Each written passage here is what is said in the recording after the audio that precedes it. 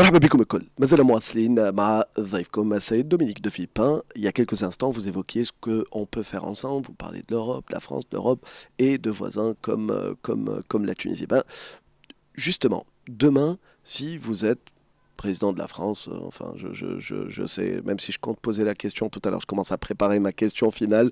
Je sais si vous présenter ou pas, mais je pense que c'est les secrets de Polichinelle, mais c'est pas ça le plus important. Demain, comment vous voyez l'avenir de l'Europe? Comment vous voyez l'avenir de la France? Euh, Comment vous voyez l'avenir des relations entre la France et la Tunisie si vous êtes président de la France et sinon aujourd'hui c'est parti pour être comment justement la France, l'Europe et peut-être ses Nous relations sommes, tuniso-françaises. nous sommes confrontés à de multiples défis. Et des défis qui sont à bien des égards existentiels, parce que notre avenir ne sera pas le même selon le chemin que nous choisissons. Défendre la souveraineté nationale française et la souveraineté européenne, c'est pour moi un impératif, car ce serait un destin tout à fait différent si nous décidions de passer sous les fourches codines de tel ou tel empire, qu'il s'agisse des États-Unis, de la Chine ou de la Russie. Donc nous ne pouvons pas baisser les bras, nous ne pouvons pas renoncer, sauf à sacrifier ce que nous sommes, sacrifier notre identité à travers l'histoire, sacrifier aussi nos valeurs, la démocratie auxquelles nous sommes attachés, et le passage à une démocratie illibérale serait une trahison historique pour la France comme pour l'Europe.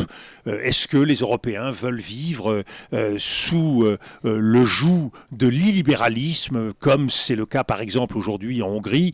Je ne le crois pas, donc cela mérite, et cela sera dans les prochaines années une très grande bataille, et je pense que 2027, le rendez-vous des élections présidentielles françaises, sera une bataille importante pour la France, mais aussi pour toute l'Europe.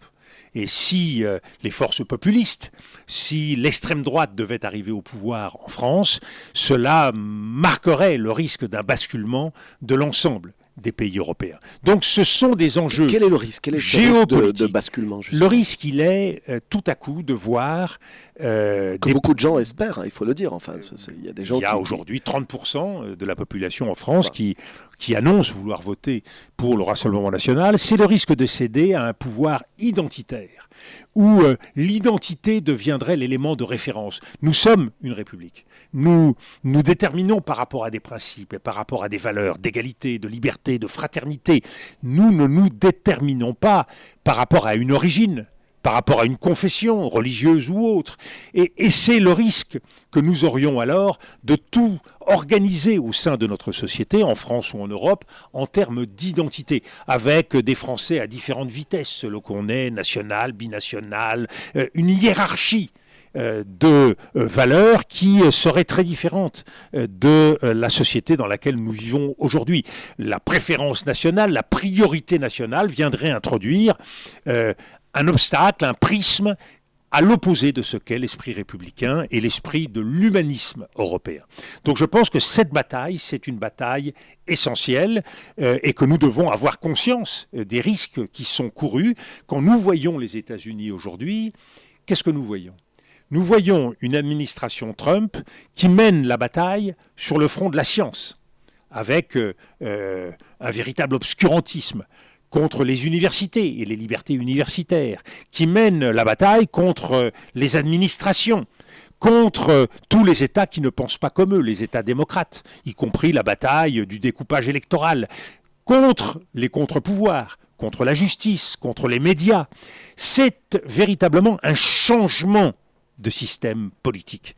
Ma conviction, ma détermination, c'est à tout faire pour que et la France et l'Europe puissent être fidèles à leur histoire et à leurs valeurs. Ne pas renier ce que nous sommes. Vous savez, pour que la France ait pu se constituer au fil des siècles, ce sont de nombreux combats qui ont dû être livrés. Et imaginez que tout à coup, nous puissions devenir une puissance ou des puissances qui soient sous la férule, sous la botte de grands empires étrangers comme les États-Unis en matière politique et stratégique, comme la Russie en matière militaire, comme la Chine en matière commerciale, quand on voit à quel point nombre de produits chinois sont déversés sur le territoire européen, faute de pouvoir rentrer aux États-Unis, eh bien ils rentrent en Europe. Nous voyons que l'enjeu de souveraineté, c'est un des grands enjeux du monde d'aujourd'hui. Et c'est pour toutes ces raisons que vous voulez vous présenter. Alors c'est pour toutes ces raisons, parce que je vois que la classe politique... J'avais pas terminé ma question, comme ça il n'y a pas d'amalgame, vous l'avez donné, que vous voulez vous présenter aux élections présidentielles. C'est pour toutes ces raisons que je veux participer à ce combat, contribuer à défendre des idées, des programmes, et contribuer à faire en sorte que la France puisse rester fidèle à elle-même sur 3 fronts. La France, c'est une nation qui s'est constituée à partir d'un État qui a précédé la nation. Donc défendre l'État. Aujourd'hui, nous avons un État qui est en grande partie faible, impuissant. Redonner à l'État sa capacité à produire des actions, des normes qui permettent à notre pays d'aller de l'avant. Ça veut dire être capable de mettre en place des politiques publiques efficaces. Aujourd'hui, un certain nombre de nos compatriotes se plaignent d'une école qui n'est pas suffisamment capable de répondre aux besoins, d'un hôpital qui ne répond pas non plus comme il devrait, de services publics qui ne sont pas toujours au rendez-vous. Donc, redonner à l'État sa vocation à servir nos concitoyens. Deuxièmement, et deuxième impératif, au-delà de l'État, la nation. Notre nation est divisée. Les Français ont tendance à se regarder en chien de faïence et la division, c'est un affaiblissement considérable pour une nation.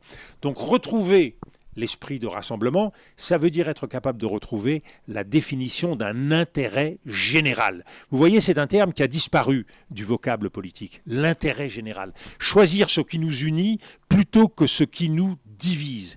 Et puis il y a un troisième enjeu, me semble-t-il, c'est celui de la République. Les grandes valeurs de la République, la laïcité, la liberté, l'égalité des chances. Faire en sorte que ce ne soit pas seulement des mots au fronton des palais de la République, mais aussi des mots qui ont une traduction vivante. Et l'on voit aujourd'hui que la laïcité a changé de nature dans le débat politique. Pour beaucoup, la laïcité, c'est un outil de combat contre certaines catégories, contre certaines populations, un outil qui divise et qui stigmatise. Je crois qu'il faut en rester à l'esprit républicain. La laïcité, c'est la neutralité de l'État et c'est la liberté de conscience, la liberté de croire et de ne pas croire. Il faut définir, bien sûr, dans l'espace public un certain nombre de règles et il faut les respecter tous collectivement, mais éviter de rentrer dans la logique du soupçon, dans la logique de la stigmatisation qui, au nom de certaines idées politiques, au nom de certaines idéologies, eh bien, mène le combat contre telle et telle catégorie. Alors, aujourd'hui, vous êtes régulièrement cité comme une figure possible pour l'avenir politique français. Je ne sais pas si c'est une hypothèse réelle ou un refrain médiatique, je vous laisserai y répondre, mais ce qui m'intéresse, c'est de savoir, est-ce que la France aujourd'hui, est-ce qu'elle a encore besoin de vision gaullienne dans un monde qui a changé, vous le disiez vous-même, qui est vraiment, alors là, le moins qu'on puisse dire, post-gaulien. Donc, on est un petit peu loin de tout cela. Et vrai. Vous êtes fier certainement de cet héritage.